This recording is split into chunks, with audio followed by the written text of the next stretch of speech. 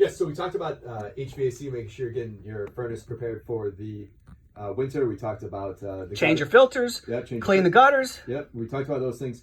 And water flow. Just making sure, I think we left off before the break there, talking about making sure that your gutters are taking the water away from your house. Now, we were talking during break, the gutters going into the ground and getting sent somewhere else is great, but if anything, have the gutter extensions that take a far away from your foundation, because that water going near your foundation will erode the soil and will leak back into If you walk up to your house, everybody, and between the brick and the foundation, you see gray 2 feet of foundation, your house settled a lot over the years, and you don't want that anymore. Yes, correct. So the other thing that we see happen often in the winter is spigots, water spigots. So making sure those are where you're hooking hose up to on the outside of the house.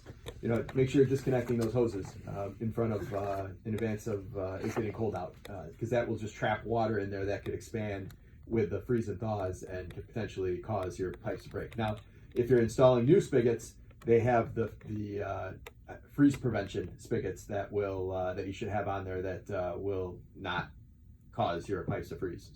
So Mark, how can someone get a hold of you for great information about planning now for tips of maintenance of your home? Our website, 𝗥𝗲𝗹𝘁𝗆𝗍𝗃.com, that's inc.com, or my cell phone, 630-781-6744. One more time, your cell phone? 630-781-6744.